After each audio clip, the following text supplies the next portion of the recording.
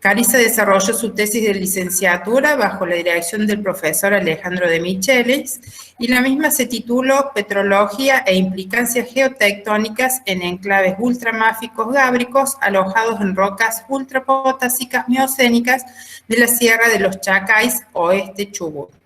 Actualmente es estudiante doctoral de CONICET y se encuentra desarrollando su doctorado bajo la supervisión del doctor Pablo Cafe y el doctor Raúl Becho en el Instituto de Geología y Minería y en la Universidad Nacional de Jujuy, donde también se desempeña como ayudante de primera simple.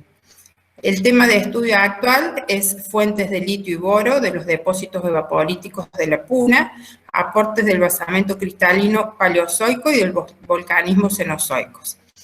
Bueno, le damos la bienvenida a Carissa y agradecemos su participación en este ciclo de charlas. Bueno, buenas tardes y muchas gracias por la presentación y por la invitación. Bueno, buenísima también la presentación porque un poco resume en lo que estoy trabajando actualmente como becaria del CONICET. En la charla de hoy voy a intentar mostrarles algo de lo que estoy haciendo, de los datos que estoy trabajando. Voy a tratar de presentarles algunos de los datos que pude tomar en este principio de año y fin de año pasado, que todavía estamos tratando obviamente de entender y sobre todo de completar esa información, ya que quedamos un poco coartados por la cuarentena y no pudimos volver, por ejemplo, a las oficinas o al instituto. Así que bueno, en la charla voy a primero tratar de introducir algunos conceptos generales del litio.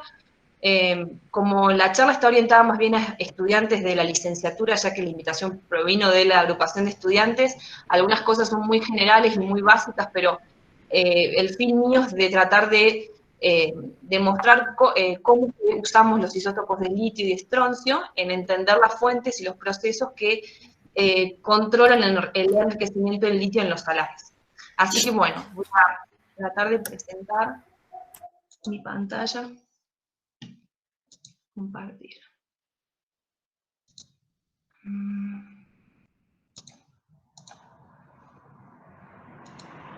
Bueno, no sé si la presentación se ve, si me dicen, continúo.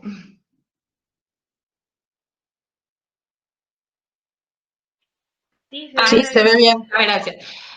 Bueno, la charla se titula entonces Geología y ciclo geoquímico del litio en salares de la Puna Argentina, enfoque desde la isotopía de litio y estroncio.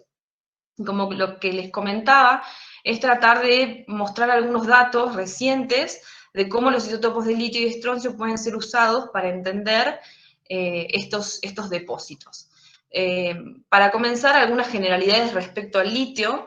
Este es un metal alcalino, es el tercer elemento de la tabla periódica, y tiene la particularidad de ser muy liviano y electropositivo. Es decir, que tiene una facilidad en ceder sus electrones, y estas dos características lo hacen ideal para el uso en baterías, por ejemplo, que es uno de los usos o el uso más asociado a este elemento en la actualidad. Tiene dos isótopos estables, el litio 6 y el litio 7 en la naturaleza, y es un elemento también muy reactivo, por lo cual no lo vamos a encontrar de forma nativa. Generalmente se encuentra como un catión, por ejemplo, en fluidos, en las salmueras, en el agua de mar, en agua de río, etc., o en la estructura mineral de algunos aluminosilicatos y algunos fosfatos.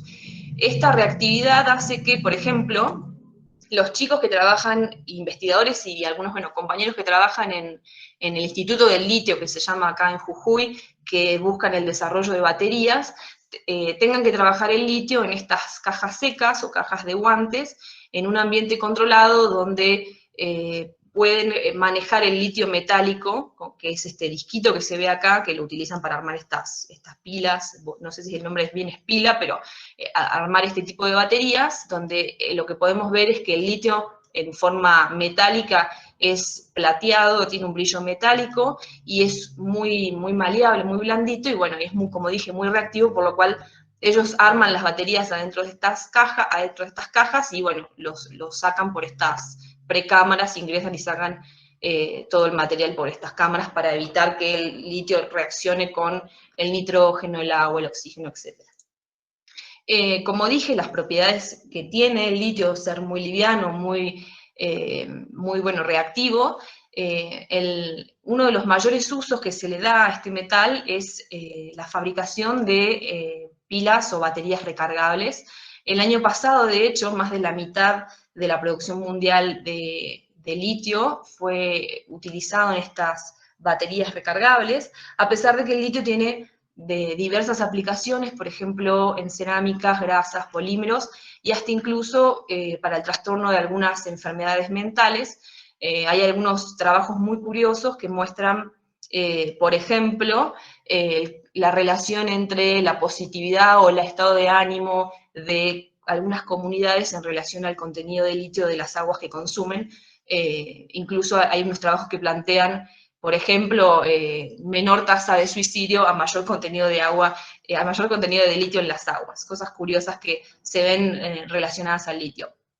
En este diagrama se muestra la producción de carbonato de litio a nivel mundial desde el 84 hasta el 2003, queda bastante, bueno, bastante corta, ya que en la actualidad, en el 2020 y las proyecciones hasta 2030 y más, dan que esta curva va a ir en aumento, en claro aumento, ya que, bueno, el carbonato de litio, no comenté que es el commodity o es la forma en la que se comercializa el litio, por lo cual está directamente vinculado a la demanda de este metal en el consumo mundial. Si podemos ver, aproximadamente en los 90 hay un evento que hace que el consumo de litio vaya en aumento y que de hecho continúe en aumento hasta la actualidad, y es que en 1991 Sony patenta unas baterías recargables de litio, que son las que tenemos en los celulares y en las computadoras, y que, bueno, de hecho, el año pasado, los 3 investigadores que trabajaron en el desarrollo de estas baterías recibieron el Premio Nobel de Química, bueno, en 2019. Uno de ellos fue muy conocida la noticia, ya que, bueno, John Goodenough es el nombre, recibió este premio con 96 años, por, bueno, el aporte que tiene su invento o su colaboración en la vida moderna. Cuando empecé con el tema del litio y todo lo que es litio se relacionaba a las baterías, no entendía bien por qué, no sé si todavía lo entiendo bien por qué, pero voy a tratar de explicarles muy sintéticamente qué ventajas tienen estas baterías a base de litio en comparación a otras que existen.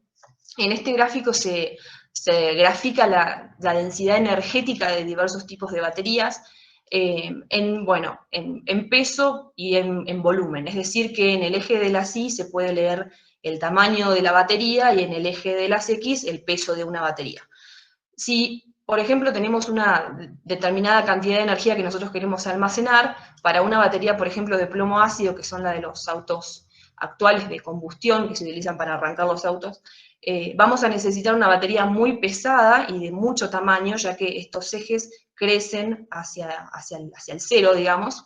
Va a tener una menor densidad energética, va a tener mayor tamaño y mayor peso para contener una misma cantidad de energía que, por ejemplo, una batería de litio-ion, que son las baterías de los autos eléctricos actuales y de los celulares. Entonces, ahí es ahí donde, por ahí viene, digamos, la utilidad o la ventaja de estas baterías de litio en comparación con otro tipo de baterías, y es que, por ejemplo, para la electromovilidad podríamos tener una misma cantidad de energía contenida en una batería mucho más chica y así poder, obviamente, prescindir de los combustibles fósiles.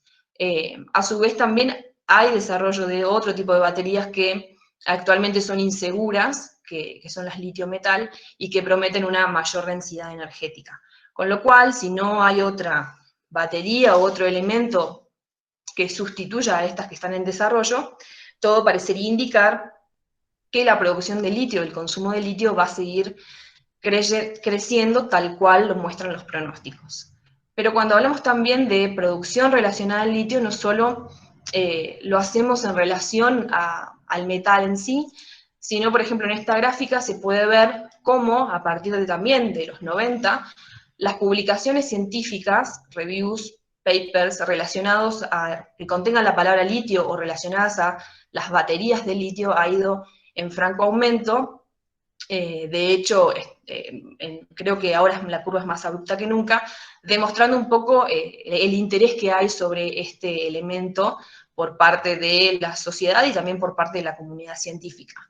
Si vemos ahora la gráfica de la derecha, vamos a ver cómo son las publicaciones de litio, de isótopos de litio en las ciencias de la Tierra por año. Y esto lo traigo también a colación porque es un poco lo que nosotros estamos haciendo actualmente, utilizar isótopos de litio con diversos fines, y lo que también podemos ver es que el uso de estos isótopos ha ido creciendo en los últimos años, un poco producto del interés creciente en el litio, pero también porque tenemos cada vez mejores aparatos para medir con mayor sensibilidad o con mayor precisión los isótopos en distintas matrices, en distintas muestras. Es decir, que los espectrómetros de masa actuales son mucho más sensibles, pueden medir cantidades mucho más pequeñas, tienen mejor reproducibilidad y mejor velocidad de análisis. A pesar de todo esto, quiero también destacar el número de publicaciones relacionados a isótopos de litio, que obviamente, en las ciencias de la Tierra, que obviamente no tiene comparación con las escalas que se manejan, por ejemplo, en publicaciones referentes a baterías de litio. Lo que quiero decir con esto es que son muy pocos los trabajos que trabajan con este tipo de isótopos, y eso también es en parte porque son sistemas que no se conoce, por ejemplo, en procesos de alta temperatura, bien cómo se comportan, y bueno, por eso tienen algunas limitantes en sus aplicaciones. Ya pasando y dejando de lado un poco la introducción, quiero destacar un poco las generalidades de los recursos y las reservas de litio, las cuales se pueden agrupar en tres principales, que son reservas o recursos en salmueras, en arcillas y en pegmatitas. En el mapa se pueden ver con los círculos cada uno de estos recursos a nivel global, y el radio de ese círculo representaría aproximadamente la cantidad de metal contenido en estos depósitos. Lo primero que se puede ver es cómo en el noreste argentino, sur de Bolivia y noreste de Chile, hay una gran concentración de estos circulitos que hacen referencia a concentración de litio en salmueras. Este es el tan famoso triángulo del litio, que en el cual nosotros actualmente estamos trabajando en algunos de estos salares que conforman este triángulo. A su vez hay buenas reservas de litio en algunas salmueras de China y de Estados Unidos. En lo referente a pegmatitas, están un poco más distribuidas a nivel global, estando los mejores o los mayores reservorios o los mayores recursos en Australia, que de hecho los australianos producen litio de las pegmatitas o de los depósitos hard rock que les dicen. Hay también en Rusia, en Estados Unidos, en Brasil y en algunas partes, por ejemplo, de África, donde, el litio es obtenido de minerales, de fosfatos, de aluminosilicatos, a diferencia de que en las salmueras continentales, donde obviamente el litio se extrae de un fluido.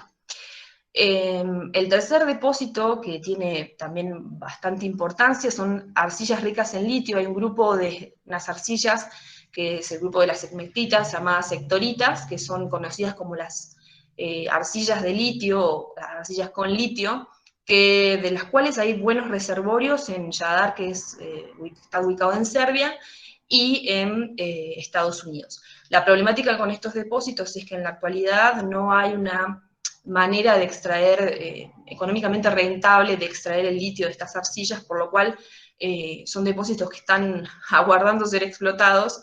Se sabe que tienen buenas concentraciones, pero en la actualidad no, o por lo menos hasta donde yo sé, no es posible producirlos de manera económicamente rentable. Algunos otros depósitos, por ejemplo, son los asociados a aguas formacionales, es decir, hay algunas aguas porales relacionadas a yacimientos de petróleo y de gas que se producen como subproductos en estos yacimientos, que pueden llegar a tener cientos de ppm de litio, y al ser producidas como justamente un subproducto pueden ser interesantes. Y también recordar que hay bastante litio en las aguas de mar, pero las concentraciones son muy bajas. Cuando vemos también un poco los minerales, se conocen actualmente 114 especies minerales que contienen litio en su fórmula. Algunos de ellos, por ejemplo, se muestran abajo. El espodumeno, la petalita, la lepidolita, son todos aluminosilicatos. En el caso del espodumeno y la petalita son menas, son minerales muy importantes en la explotación de litio en las pegmatitas. También hay fosfatos, por ejemplo la ambligonita o la apatita, son fosfatos, y tenemos una foto a la derecha de la hectorita, que es esta esmectita rica en litio, que conforma a veces yacimientos de interés. En Argentina, de esas 114 especies minerales, solo se conocen 13 y generalmente asociadas a depósitos de pegmatitas graníticas. También como curiosidad, tenemos el litio en el agua de mar, que como dije, tiene bajísimas concentraciones, pero representa una gran cantidad de toneladas de este metal. De hecho, si vemos en la gráfica de la izquierda, podemos ver que en el océano hay 230 billones de toneladas de litio versus 14 millones en los continentes, por lo cual es un reservorio muy grande que, bueno, tiene como desventaja ser muy poco concentrado y tener altas concentraciones de sodio. Sin embargo, hay grupos de trabajo que, por ejemplo, plantean el desarrollo de estos dispositivos flotantes que con energía solar y mediante unas membranas podrían llegar a concentrar litio. Por lo cual el boom del litio está expresado en diversos campos y hay un gran interés en desarrollar este elemento o este metal de diversos reservorios. Pero bueno, yendo al reservorio que más nos interesa, ya que es el cual nosotros trabajamos y también el cual Argentina tiene en su territorio, son las salmueras ricas en litio, que como dije, en los fluidos el litio se encuentra como un catión, como litio más, junto con otros tantos iones que están presentes en las salmueras. Estas aguas con altísima cantidad de sales disueltas se alojan en cuerpos llamados salares o lagos salinos que tienen esta típica costra salina, digamos, arriba.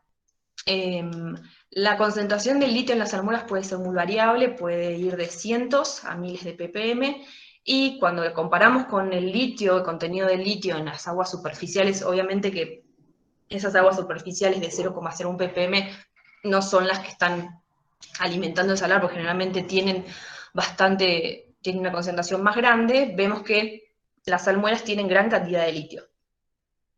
Si alguna vez pudieron ir a algún salar, habrán visto estas piletas, donde lo que se hace es, aprovechando, digamos, la evaporación de la zona, concentrar, por ejemplo, el agua, evaporar estas salmueras y, por ejemplo, producir el cloruro de sodio, la sal de mesa, concentrando o precipitando las sales en el fondo de estas pozas.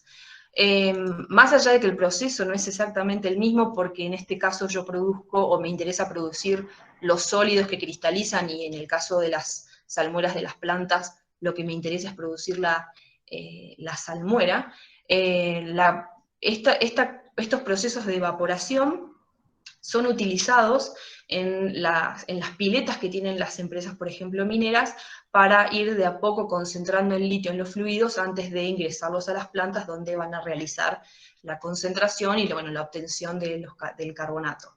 Aprovechando esta capacidad del litio, esta gran solubilidad del litio que siempre tiende a permanecer en la fase fluida.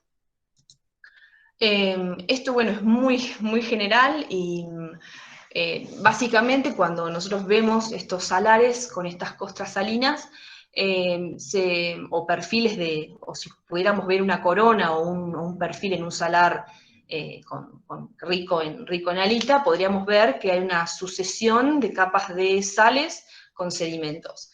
Básicamente esto se logra con un ciclo de una etapa más húmeda, donde hay inundaciones o donde hay un balance de agua positivo en el salar, hay disolución de cristales de halita o de sales previas, puede haber floculación de algunos sedimentos, Cuando esto va evolucionando, la evaporación va evolucionando, lo que hace es, obviamente perdemos agua y se logra o se llega a la saturación, por ejemplo, de la halita o de algunos otros minerales que van a ir cristalizando y van a ir decantando para luego llegar a una etapa de mucho más sequedad o de mayor aridez, donde vamos a ver que la cristalización o la evaporación es completa, y vamos a, por ejemplo, tener, por fuerzas que se dan en la costra salina, por la cristalización de diversas sales, que se generan estas costras con estos polígonos o crestas, para luego, bueno, en una etapa nuevamente más húmeda, volver a tener inundación, disolución de estas costras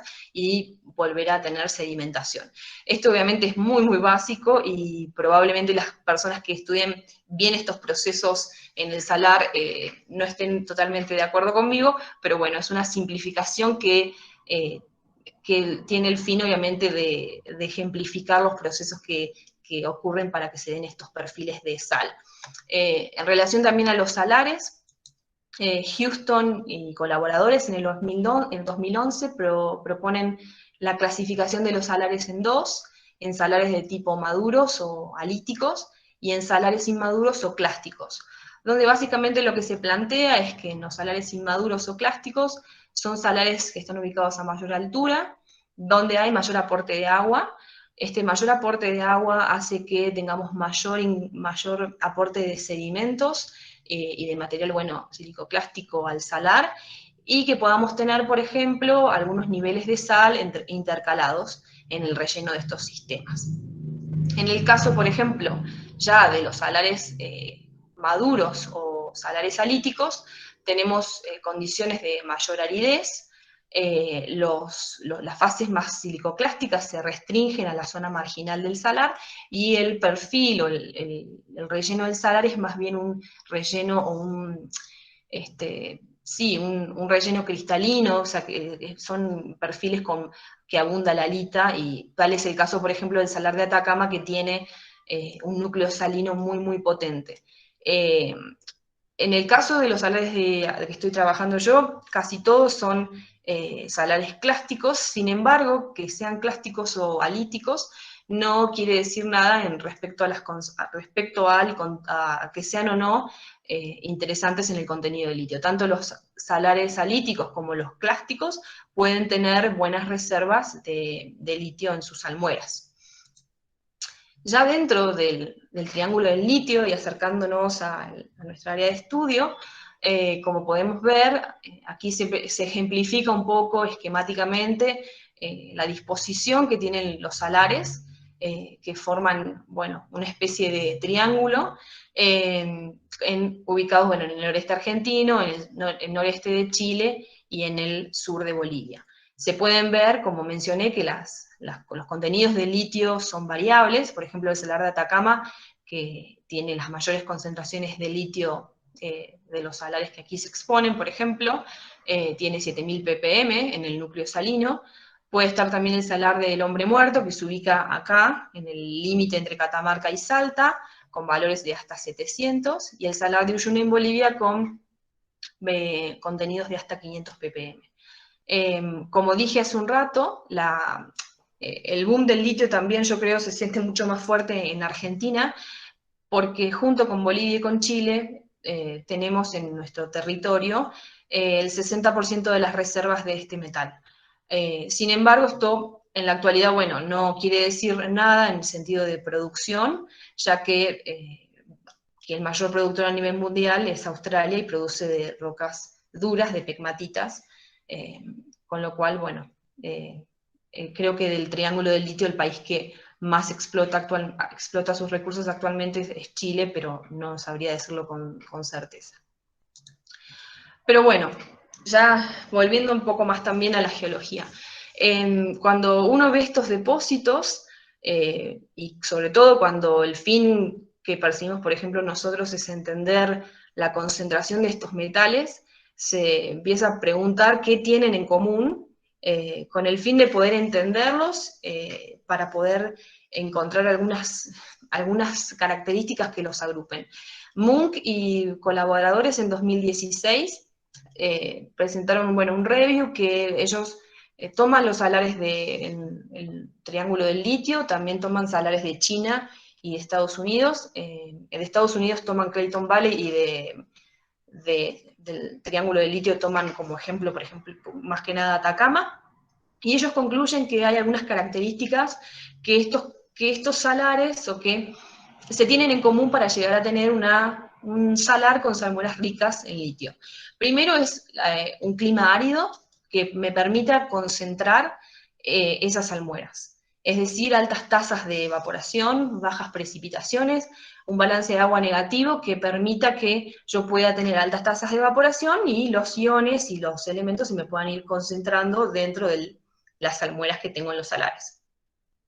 A su vez también proponen que es necesario tener cuencas cerradas, es decir, sistemas, bueno, cerrados donde el drenaje de todos los elementos, iones, la erosión, la meteorización de las rocas de cabecera confluyan en estos depocentros, en estas depresiones, y que allí puedan, mediante evaporación, concentrarse, es decir, que no sufran, por ejemplo, procesos de dilución.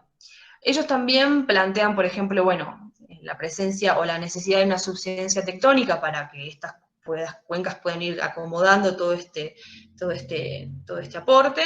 Plantean también la necesidad de una actividad ígnea o geotermal asociada, y obviamente que exista un tiempo suficiente para que esta concentración se dé y que existan fuentes de litio en la cuenca. En general, de estas características no hay mucho drama o no hay mucho debate en relación a la mayor parte de estas características. Sin embargo, el tema de las fuentes de litio es un poquito más discutido, y a su vez los mecanismos, por ejemplo, que toman lugar para la remoción, el transporte y la concentración de litio en los salares, también es algo que no está todavía muy entendido o necesita un poquito más de estudio. Esto también es, bueno, muy esquemático, donde me pareció que estaba bueno la gráfica. Se plantean o se muestran los salares ricos en litio en el mundo, con obviamente un zoom en lo que son los salares del Triángulo del Litio, los cuales podemos ver que se disponen en dos fajas o en dos, bimodalmente, digamos, tiene una distribución bimodal, se puede ver en estos histogramas, donde coinciden estos depósitos actuales de evaporitas ricas en litio con las fajas áridas del planeta, 30 norte y 30 sur de latitud aproximadamente, mostrando claramente cómo la aridez y la evaporación es un proceso clave para tener estas salmueras ricas en litio. En el altiplano, bueno, es un plato elevado de mayor a 3.700 metros sobre el nivel del mar, abundan las cuencas áridas, endorreicas, que bueno, como mencionaba anteriormente, estos son características que no tienen tanta controversia como lo es, por ejemplo, las fuentes del litio. Dentro de este trabajo, Munk y colaboradores, más que nada, y en general los autores, la bibliografía en general que busca una fuente de litio siempre está asociada a actividad volcánica, ya sea a input, por ejemplo, de cenizas ricas en litio, que tienen alto contenido de vidrio rico en litio, que son fácilmente meteorizables. Obviamente también a rocas volcánicas en sí, por ejemplo, a rocas ignimbriticas, a mantos ignimbriticos que también tienen la capacidad de alterarse fácilmente y que tienen amplia distribución, y sobre todo en lo que es el altiplano Puna. También lo asocian a fluidos hidrotermales, asocian también a veces en algunos salares la presencia de arcillas ricas en litio que se dan en procesos de alta temperatura, donde hay formación de arcillas en, por ejemplo, algunas fuentes geotermales que pueden luego ser erosionadas, meteorizadas y que aporten al salar. En el caso, por ejemplo, también de Atacama, hay un aporte de agua subterránea que evidentemente aporta también contenidos de litio, y bueno, y con las altas tasas de evaporación y con el tamaño de la cuenca de Atacama logran las grandes concentraciones que tienen. Es decir, si uno ve la cuenca actual del salar de Atacama, no pueden justificar con la cuenca actual el ingreso de agua que tienen, necesitan sí o sí tener un aporte extra que es un agua subterránea, y también rocas de basamento como fuentes de litio. Cuando digo, bueno, las rocas de basamento, nos toca un poco de cerca porque fue por donde un poco empezamos con los isótopos de litio. El año pasado, mediante una colaboración con un grupo de Alemania, que lo dirige la profesora Simone Kassemann, y bueno, con Friedrich Lucassen y Annette Meixner, pudimos determinar, o tuvimos como objetivo determinar la isotopía de litio y el contenido de litio de algunas potenciales rocas fuentes de este metal para los salares de la Puna y también en realidad para la zona volcánica central, con lo cual se determinaron el litio y la isotopía de litio de rocas de basamento y de vulcanitas cenozoicas de distintos tipos, ignimbritas, andesitas, volcanismo monogenético, y en el caso de la isotopía de estroncio se determinó para aquellas muestras o para aquellos grupos litológicos que no tenían datos ya disponibles por otros autores. Entonces lo que se hizo fue analizar un muestreo bastante regional, analizar estas distintas rocas y ver un poco también el aporte del basamento, en el reciclado del basamento en las vulcanitas cenozoicas, el impacto que tenían en la concentración y la isotopía de litio de estas. Y así finalmente se pudo concluir que las vulcanitas cenozoicas, pero también el basamento paleozoico, son fuentes primarias de litio para los depósitos de salmueras en el altiplano Puna Plató. Básicamente se pudo publicar este trabajo donde se resume toda esta información, y que si a alguien le interesa el contenido del litio en las rocas, está bastante interesante. Particularmente para mí tiene la importancia de que sienta una especie de base de datos, o de base de datos de isotopía, por ejemplo, de litio, de las mayores litologías presentes, lo cual es muy importante cuando uno quiere saber qué sucede luego en los salares, porque hasta el momento nos mantuvimos siempre fuera del salar, pero ahora queremos saber qué sucede dentro y por qué los salares tienen las concentraciones que tienen y cuáles son las fuentes de ese litio. Y es ahí donde entra un poco más mi proyecto de tesis, el cual estoy obviamente desarrollando. Para esto, lo que hicimos, o lo que se propone en el plan de tesis, es analizar dos áreas. Un área es en la Puna Norte, en el salar de Jama, donde estos salares están inmersos en rocas más jóvenes, por ejemplo, la cuenca está casi por completo abarcada por distintas secuencias de ignimbritas cenozoicas, mientras que la otra cuenca de estudio pertenece a la Puna Sur y se encuentra en el límite entre Salta y Catamarca, muy cerquita del Salar del Hombre Muerto. En esta foto se ve esa cuenca, la de la Puna Sur, donde se ve el área de drenaje que drena justamente, y valga la redundancia, esa cuenca, donde dentro tenemos el salar de Diablillos al sur, el salar de Ratones, Centenario y Pozuelos. Como les mencioné al comienzo, hemos realizado un muestreo en el campo de ambas áreas, se han tomado muestras, se han analizado estas distintas muestras, pero bueno, esta actividad o estas mediciones se realizaron a fin del año pasado y en enero y febrero de este año, por lo cual algunas cosas nos han quedado inconclusas y estamos tratando de seguir desarrollándolas. Sin embargo, voy a tratar de presentar el uso de estos isótopos de litio y estroncio en el salar, particularmente en el salar de Diablillos, para tratar de mostrar cómo se leen o cómo se interpretan estos isótopos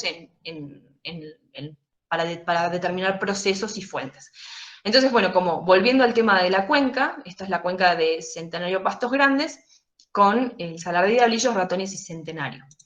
Como se puede ver en este mapa geológico, el Salar de Diablillos, que es el cual voy a mostrar un poco más en detalle, está rodeado por estas rocas que conforman la Sierra del Huracatao y del Filo de Oire Grande, y la de Inca Viejo, que son mayormente rocas graníticas, granodioríticas, también hay algunas esquistos y rocas metamórficas en general. Lo que quiero decir es que el Salar de Diablillos en general está bordeado casi y prácticamente y exclusivamente por rocas de basamento paleozoico, que es uno de los grupos que se plantea puede llegar a ser una potencial fuente de litio.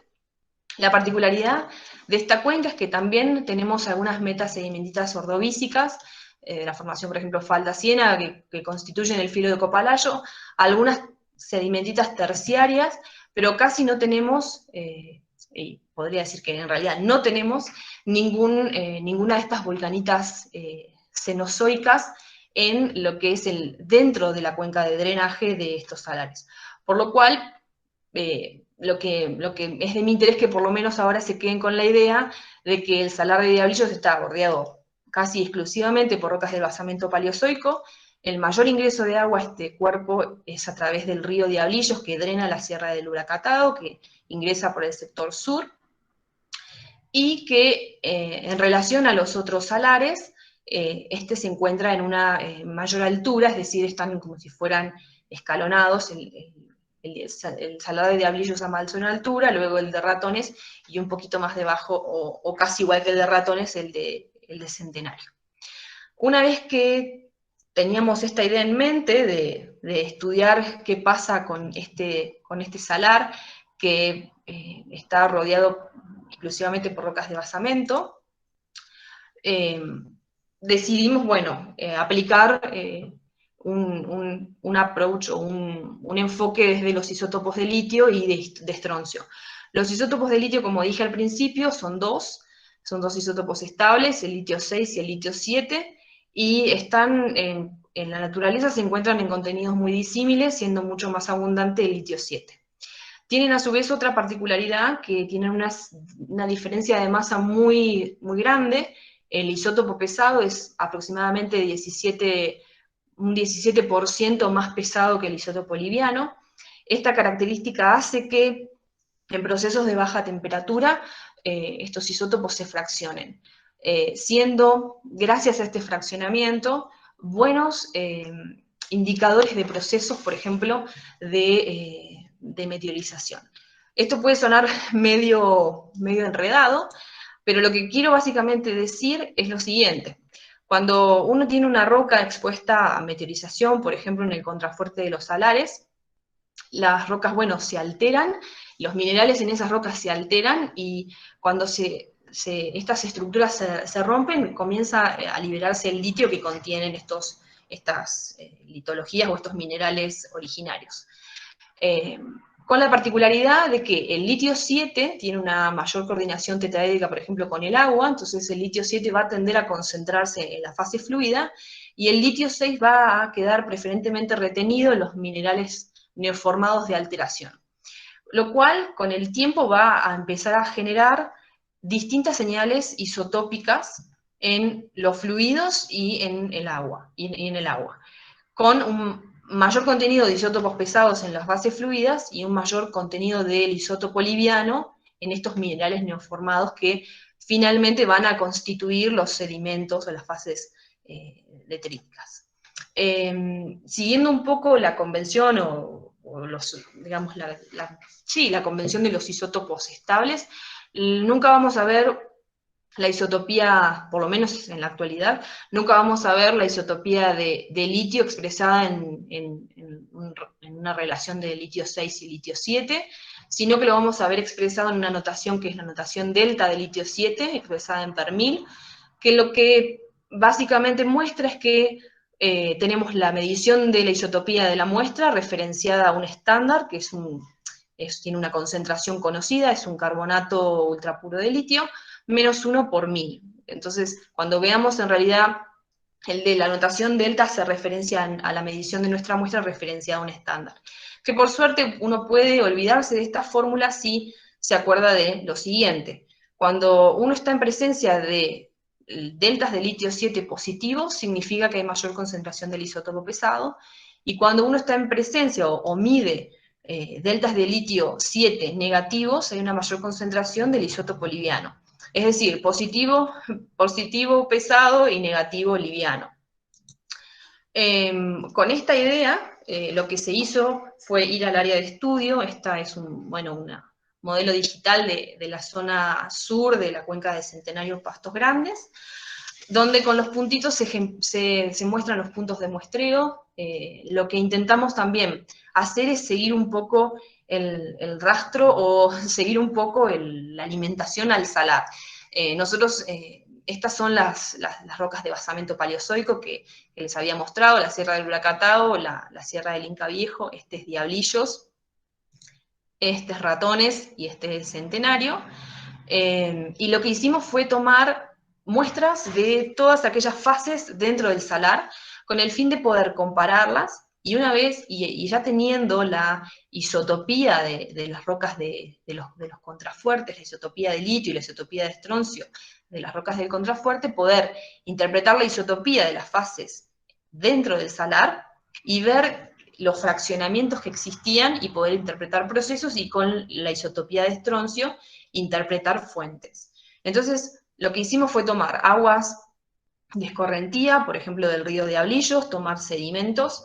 Dentro del salar, tomar muestras de sedimentos, de sales, de salmueras, tomar muestras de diversas posiciones, de diversos cursos de agua dulce. Pero bueno, con el fin de mostrarles un ejemplo, voy a centrarme más que nada en el salar de Diablillos. Estas son algunas fotos del campo. En el central se ve el salar de Diablillos, donde, como dije, hicimos calicatas, tomamos muestras de sedimentos en profundidad. En algunas de estas calicatas vemos algunas diferencias bastante marcadas de sedimentos y de sedimentos dentro del perfil del salar. Tomamos algunas rocas de las áreas de contrafuerte, muestras de agua. De rocas de basamento volvimos a tomar muestras de costras salinas. No les mencioné, pero el salar de Diablillos está actualmente en producción, por lo cual pudimos tomar muestras de estos piletones. Este es una pileta de un pozo surgente que ellos tienen. Pudimos tomar estas muestras de salmueras profundas, y como el salar está en explotación y también fue explorado por diversas empresas, pudimos afortunadamente tener acceso a los testigos y a muestras de salmueras profundas del salar de Diablillos. Acá hay algunas fotos más, donde se ven, por ejemplo, estas fotos de Centenario, donde se ven estos piletones de salmueras tapizados de cristales de halita, que se dan por este proceso que vimos anteriormente, donde se da la saturación de la halita, cristalizan y precipitan estos cristales en el fondo. Pudimos, obviamente, estos son los cajones de los testigos que relevamos. Pudimos relevar dos pozos completos de Diablillos, afortunadamente alcanzando el basamento, lo cual es interesante porque pudimos registrar todo el relleno del salar en el núcleo halítico. También, pudimos, como dije, muestreamos algunas rocas en las cabeceras. Estas son rocas muy interesantes, tienen algunas turmalinas y tienen abundantes filosilicatos, que son minerales que tienen en general buenos contenidos de litio. Y como dije, tomamos aguas dulces. Este es el río de Diablillos, y este también es el río de Diablillos, pero esto no es sal, sino que es hielo. La puna tiene ese contraste de temperaturas. Y un ejemplar del salar de Ratones, que quedó pobrecito preservado ahí. A ese no lo muestreamos. Una vez que tuvimos las muestras, pasamos a la obtención de los isótopos. Y acá es donde por ahí también me quiero detener, porque es algo que particularmente yo no vi nunca en la carrera de grado, y bueno, me fue un poco difícil o raro manejar tal vez en este ambiente. Lo primero entonces que uno hace es ir al campo y tomar las muestras, y luego se procede a separar el elemento de interés de esas muestras. Lo primero que uno tiene que hacer es, cada una de las fases que muestreó, tenerlas disueltas.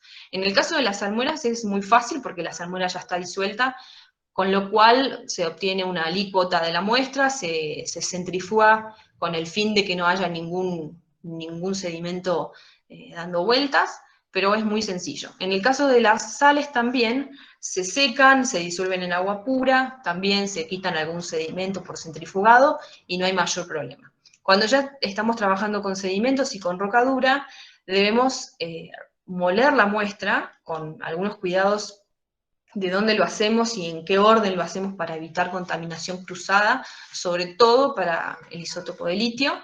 Y una vez que tenemos esas muestras molidas, se pesan y se procede a disolverlas. Estos son recetas o protocolos ya establecidos, donde se van alternando distintos tipos de ácidos y se deja la muestra en unos viales o unos tarritos que aguantan temperatura. Se las dejan de un día para otro, 24 horas, con distintos tipos de ácido a temperatura, luego esos ácidos se evaporan, se agregan nuevos ácidos y se puede así llegar a que la muestra se disuelva. Una vez que tenemos todas las muestras disueltas, se pasa a la parte de la separación, separación isotópica, separación cromatográfica, donde se busca separar el elemento de interés, como dije. En el caso del estroncio, no es que sea sencillo, pero es una separación bastante poco problemática, donde se requiere de una sola etapa de separación.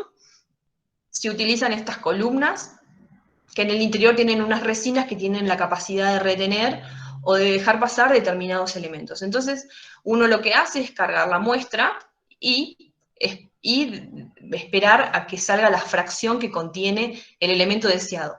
No es esperar, sino que uno debe ir agregando distintas cantidades de ácido e ir descartando y colectando algunas fracciones en particular, pero bueno, básicamente es así. En el caso del litio es un poco bastante más complicado, y se deben tener muchos cuidados a la hora de hacer la separación, porque si no es muy probable que la separación salga mal. Y lo que se hace, se realiza la separación del litio, de los isótopos de litio de las muestras, en dos etapas. En una primera etapa, con una, obviamente, resina especial para el litio, se separa el litio del sodio de la matriz, es decir, se separa el litio del sodio de todo lo demás que anda dando vueltas en la muestra. Una vez que se tiene esta separación, que se realiza en un día, al otro día, con la muestra evaporada y redisuelta, se carga esa muestra de vuelta en otra serie de columnas que contienen también esta resina y se separa el litio del sodio.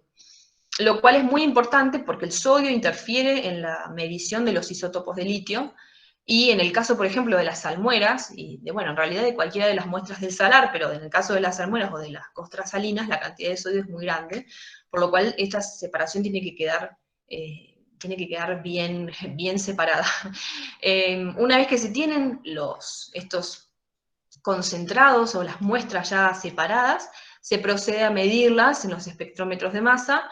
En el caso del estroncio yo lo determiné, esas determinaciones, en un TIMS, y en los isótopos de litio los medí en un ICP-MS, bueno, un multicolector.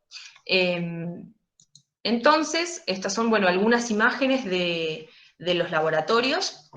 Las tres imágenes o las tres fotos de la esquina superior izquierda pertenecen a la separación y la medición del estroncio. Estas que se ven acá, muy chiquitas, son las columnas de estroncio, son muy, muy chiquitas, donde se tienen, en eso que se ve blanco adentro, es la resina que les comentaba, permite la separación del estroncio. Este tipo de separación se realiza en laboratorios limpios, como el que se ve acá, bajo estas campanas, donde es necesario cambiarse los zapatos y ponerse, bueno, los elementos de seguridad, como son los lentes, los guantes, etcétera. Pero en realidad la separación no es muy minuciosa, no requiere muchos cuidados. Si uno hace algo mal, es muy probable que la isotopía esté bien, que no haya pérdida de material. Y luego, bueno, se miden este es el TIMSS en el cual medimos los isótopos de estroncio.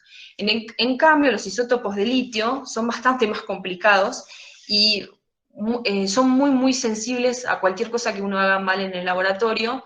De hecho, me pasó varias veces de estar trabajando una semana y de que ninguna muestra esté bien. Lo cual es bastante frustrante, y a pesar de que yo tengo grandes concentraciones de litio en mis muestras. Estas separaciones se realizan en salas o en laboratorios que son limpios, y acá se puede ver en la mesada los dos sets de columnas que les mencionaba. Estas columnas grandes son la separación, o son las que se usan en la primera separación, en la separación del litio y del sodio de la matriz. Y en estas chiquititas separamos el litio del sodio. Estas que se ven acá son las columnas grandes, donde estamos en realidad recuperando una fracción de control, o un CAT que se llama. Si estuviéramos recuperando la fracción de litio, estos frasquitos serían el alto de bastante más grandes, las fracciones serían bastante más grandes. Y bueno, como les decía, en este laboratorio la cosa es un poco más complicada. De hecho, no solo basta con cambiarse los zapatos y usar los elementos de seguridad, sino hay que también usar este traje verde, donde, bueno, protege, digamos, cualquier tipo de contaminación de las muestras, de uno hacia las muestras, ¿no? Trabajando en este ambiente me enteré que todo aparentemente tiene litio, por eso es que los guantes, por ejemplo, no tienen talco. Uno no puede usar cremas o perfumes, ya que todo contiene litio, no se usan detergentes, porque todo esto puede contaminar las muestras.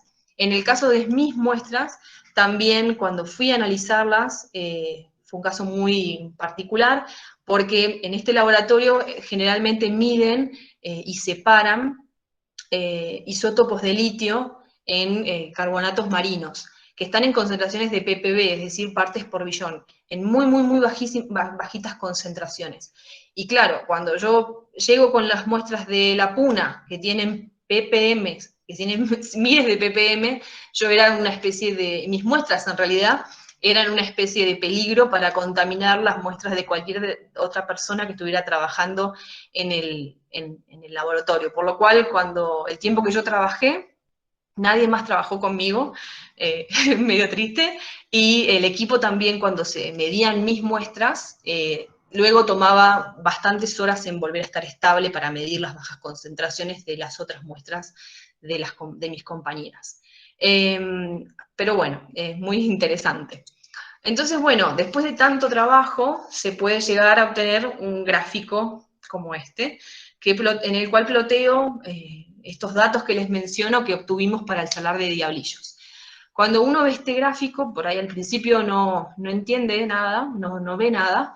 En el caso de los triángulos rojos, representan o son análisis de rocas de basamento. Yo, bueno, no puse los rangos para que no hacer todo más largo, pero estas muestras del basamento, que son las que les mostraba del salar de Diablillos, están en el orden de los valores determinados y publicados en la otra publicación, que son valores de más o menos 4 en la isotopía de litio 7. Hay algunas muestras que se van y que tienen isotopía más liviana o más pesada. En el caso de las más livianas, lo asociamos a procesos, son rocas que están alteradas, claramente están alteradas, y es decir, que tienen contenido de, por ejemplo, arcillas. Entonces, lo que sucede es que hay formación hay presencia de arcillas que lo que hacen es retener el litio 6, lo que baja la isotopía del litio 7, y a su vez aumenta la concentración de litio. Si ven, estas rocas alteradas tienen mayor concentración de litio que las rocas que no están alteradas. En el caso de los triángulos superiores, pudimos identificar algunos minerales que tienen, preferentemente cuando cristalizan, toman litio 7, por lo cual la isotopía es un poco más pesada, pero bueno, se van un poco de lo que es el común de las rocas, de la señal de las rocas del basamento.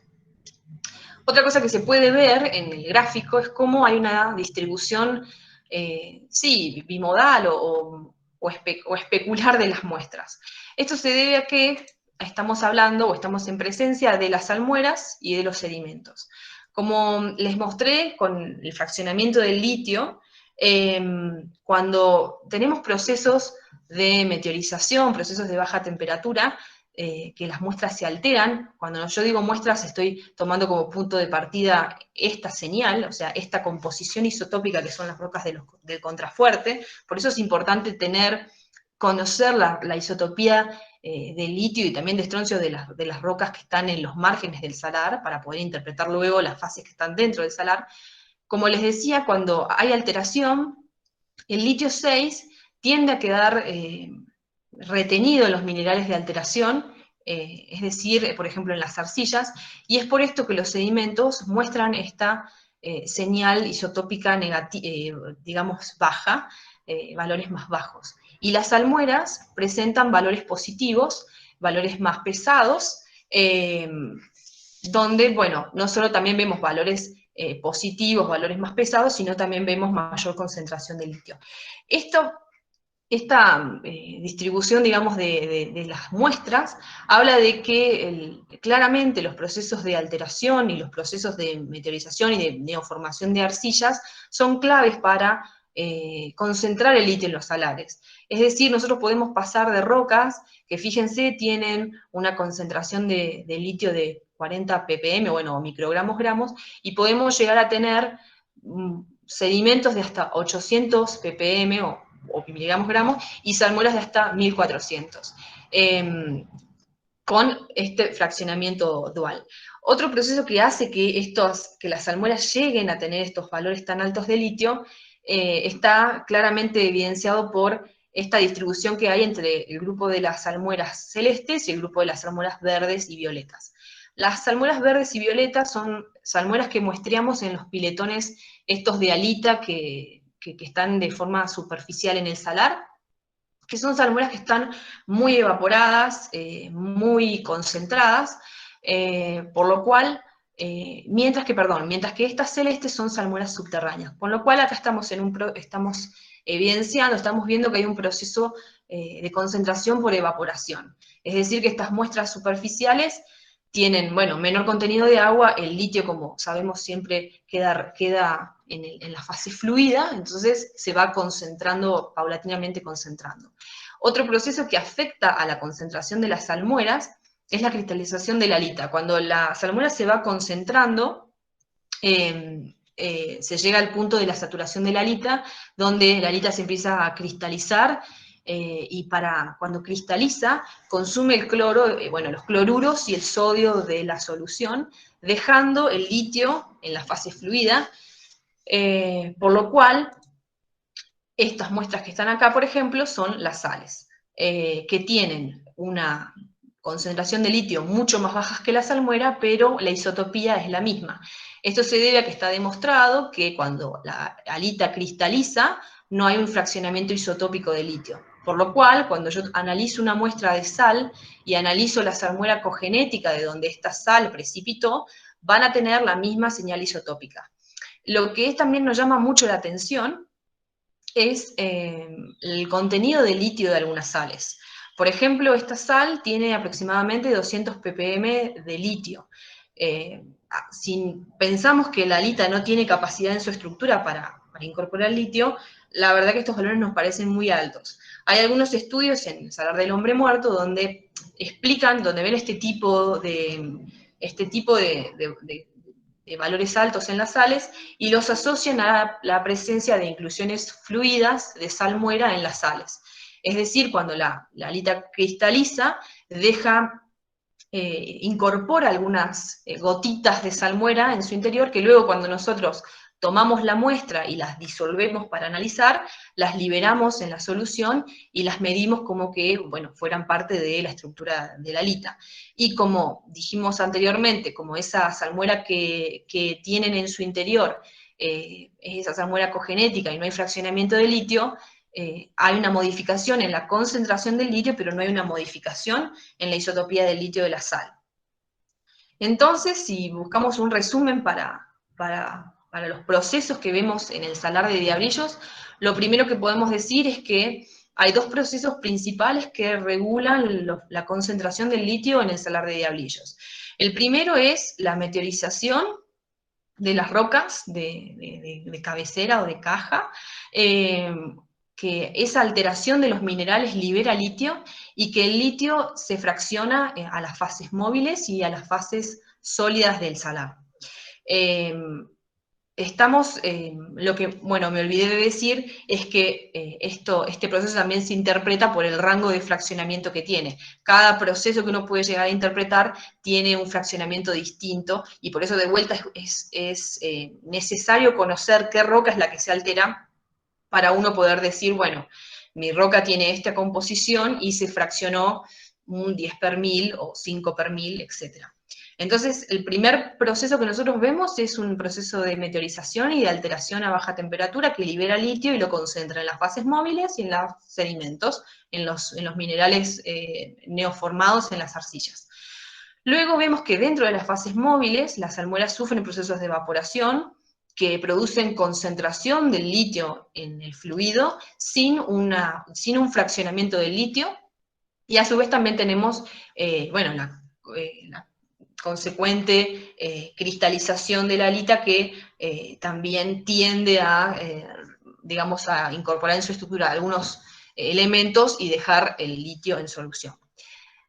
Cuando pasamos a ver las fuentes del litio para el salar de Diablillos, tenemos que primero, volver a recordar que el salar de Diablillos está de vuelta, casi circunscrito o bordeado exclusivamente por rocas del basamento paleozoico, que en general todas estas litologías, aunque hay diferencias obviamente, tienen una señal similar.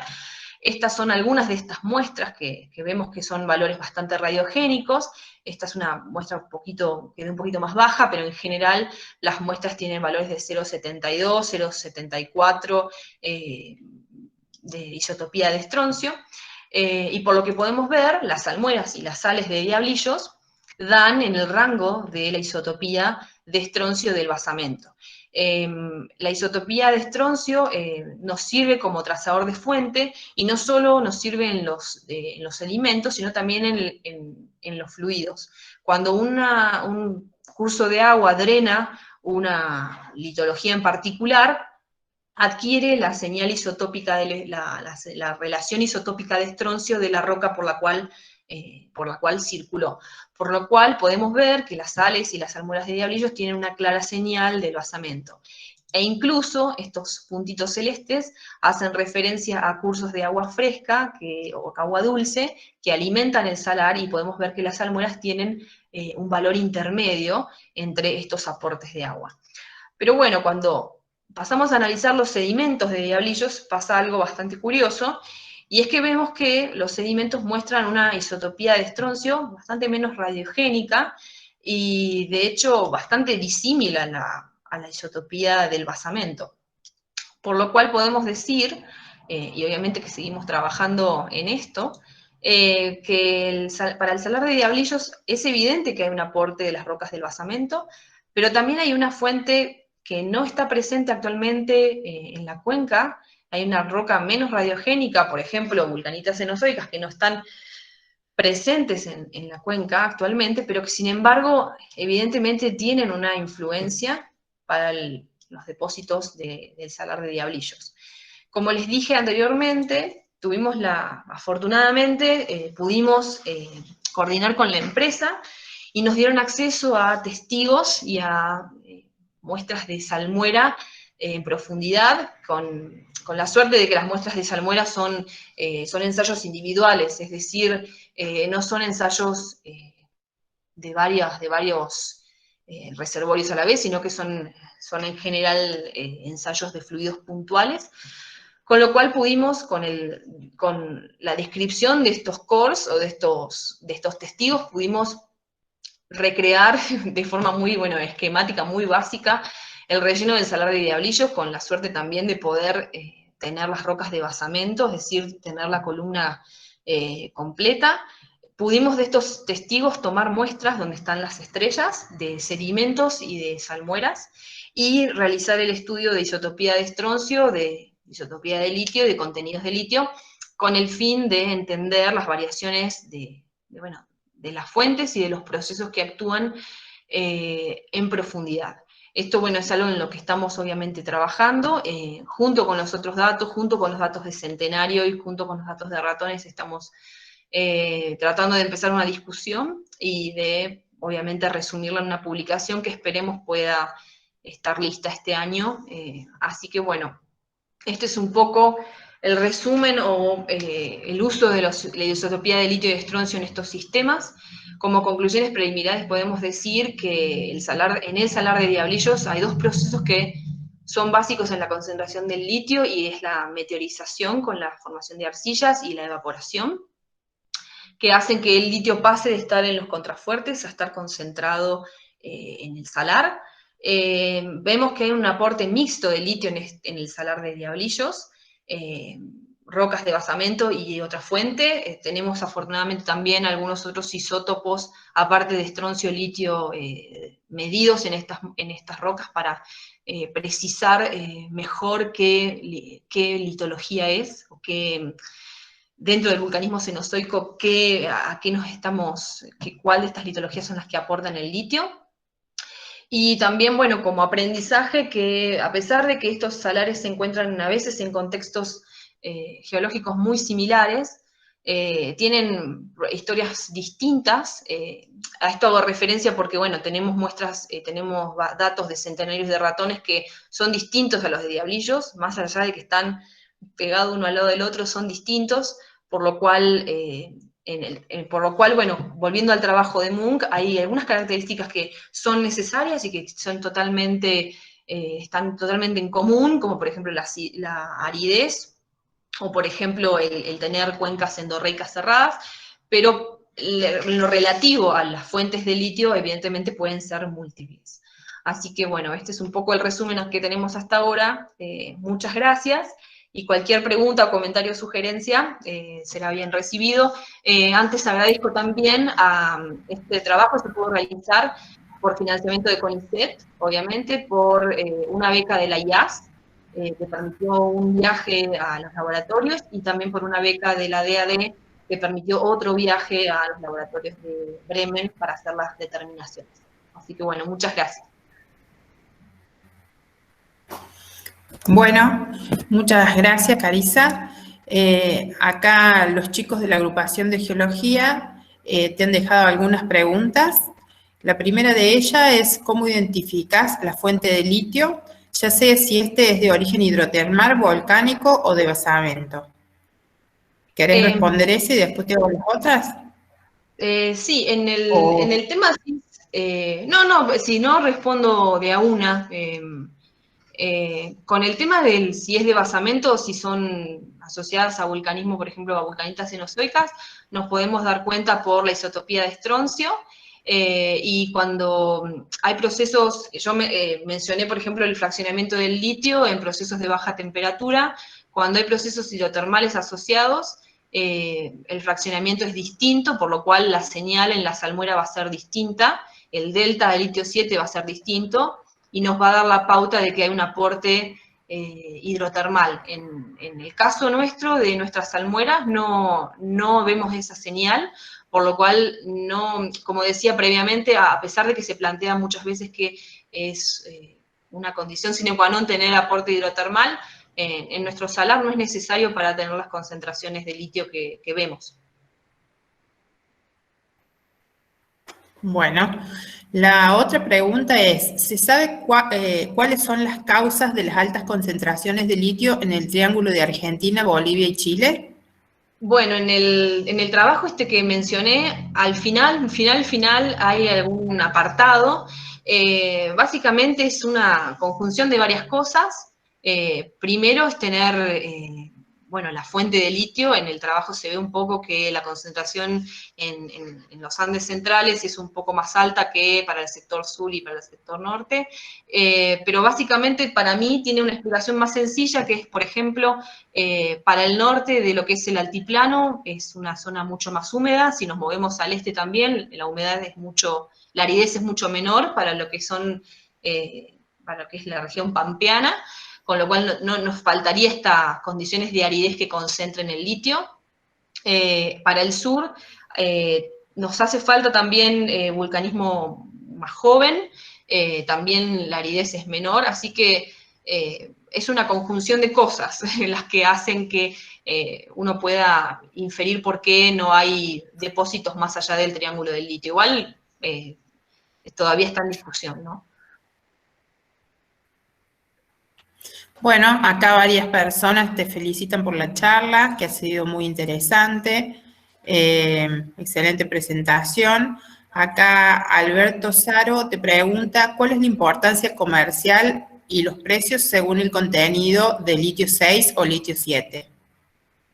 Bueno, hay cuando se habla del litio y de la explotación del litio, siempre también hay un interés en poder desarrollar productos que tengan un valor agregado. Por ejemplo, el litio 6 es muy requerido en la industria termonuclear. El tema es que incluso creo que es el isótopo 6 el que tiene valor, y que hay un cuadro que es muy bueno, que va mostrando el litio en sus distintas formas de comercializarse, y cómo el valor de litio 6 puro tiene un valor agregado muchísimo más grande que, por ejemplo, exportar carbonato de litio, como si uno también pudiera desarrollar una batería. El valor agregado que se le da es mucho mayor que exportar un commodity. No sé bien los rangos, pero hay diferencias. Bueno, Carissa, ¿podrías sacar la presentación? Ah, sí, perdón. Sigo mirando acá y vuelve a haber algunas preguntas de los estudiantes. Dice, considerando la creciente demanda de este elemento y teniendo las mayores reservas de litio del mundo, ¿por qué no lo estamos explotando en su totalidad?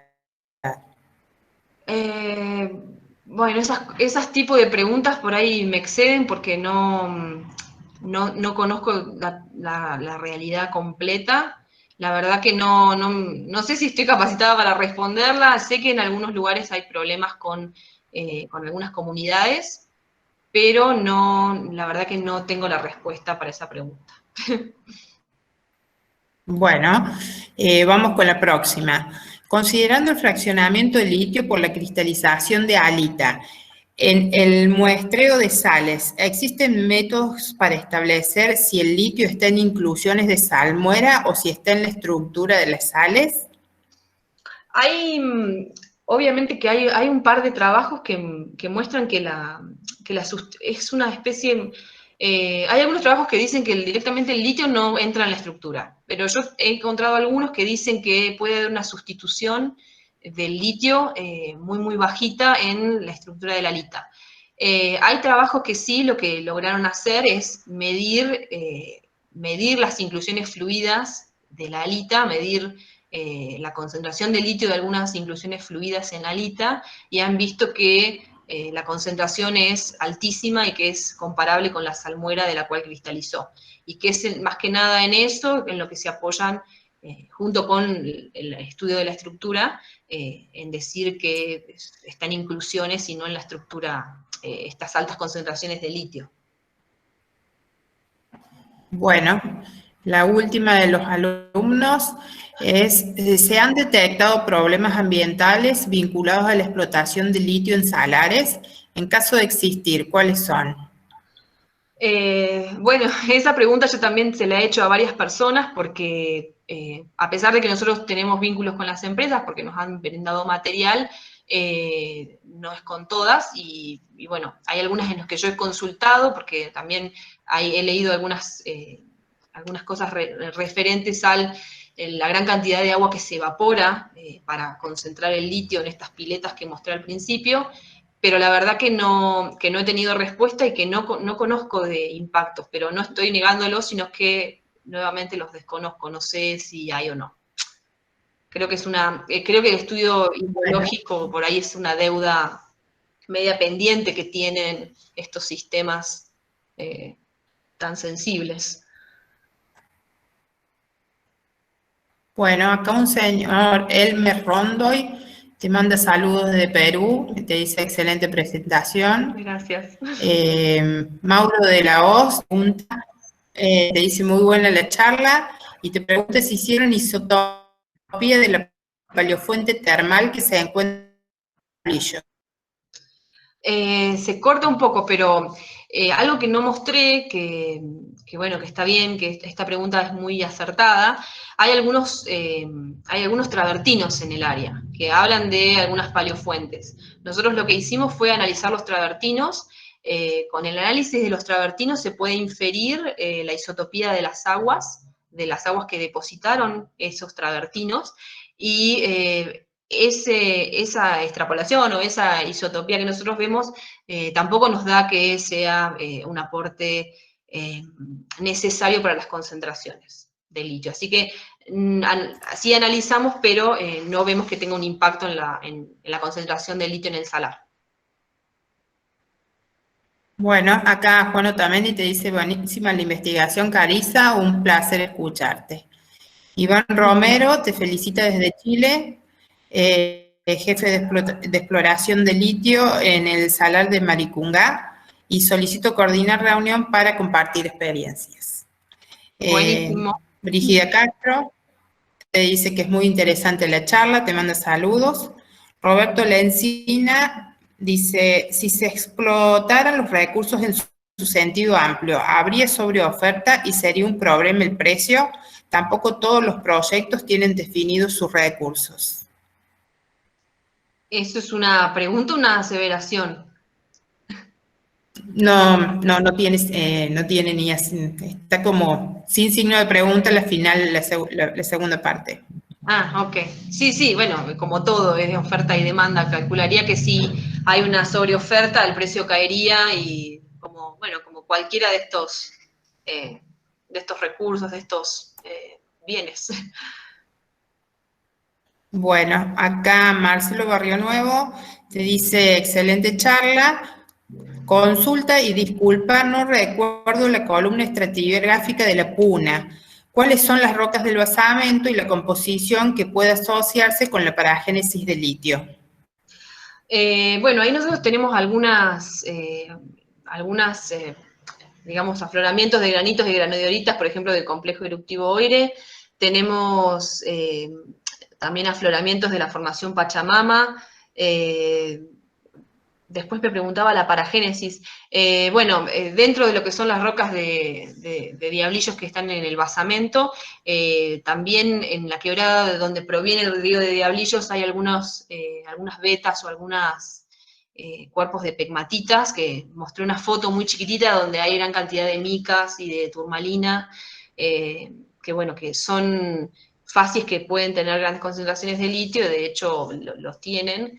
Pero bueno, yo creo que es algo, las grandes concentraciones de litio, sí, tiene que ver que la roca de caja que tenga grandes concentraciones, pero más que nada tiene que ver el proceso que ocurre dentro del salar con este fraccionamiento progresivo, con esta evaporación también progresiva que hace que se alcancen estos valores tan grandes de concentración. Bueno, acá Eduardo Chocán dice, escuché ya bastante avanzada la charla y mi pregunta es, ¿cuál era el objetivo de este estudio y OPRO? Básicamente es usar isótopos de litio y de estroncio para identificar procesos y fuentes. Con la isotopía de estroncio podemos buscar qué fuentes son las que aportan al salar, y con la isotopía de estroncio de las distintas fases, entender a través de los fraccionamientos qué procesos tuvieron que ver con la concentración y con la liberación del litio al salar, más que nada con la concentración. Ese es el fin del estudio, y como dije también hay como dije, también estamos estudiando un salar en la Puna Norte porque, claro, queremos también comparar distintos salares en distintos contextos geológicos diferentes. Bueno, acá Roberto Lencina te pregunta si existen publicaciones sobre la evaporación. Sobre la evaporación ¿de qué? Supongo que será sobre el proceso de evaporación que lleva a la generación del litio, no sé. Acá, no, pensé que me preguntaba tal vez del proceso de que serán las piletas, más de la extracción del litio para la minería. Sí, la evaporación es algo que es conocido, obviamente, previamente a los isótopos de litio. Con hidroquímica se puede ver la evaporación en algunos diagramas, por ejemplo, de litio versus sodio, donde se ve cuando hay un consumo de litio y un consumo de sodio y un crecimiento en el contenido de litio, se interpreta que se llega a la saturación. Y se puede ver con la concentración de litio y de sodio. No hace falta hacer isótopos para ver la evaporación en las salmueras. Así que sí, hay un montón de trabajos de evaporación que estudian la evaporación. No podría precisar cuál, pero hay. Bien, acá Lucrecia Bagdaña dice, excelente charla, y dice, vos hablaste de que existen muestras con un contenido radiogénico más elevado. En tu opinión, ¿cuál es el origen de esas muestras? Nuevamente, nosotros vemos que hay muestras que están por ejemplo, tienen feldespatos muy argilitizados y en general son las muestras estas alteradas las que tienen una isotopía muy, muy radiogénica. Y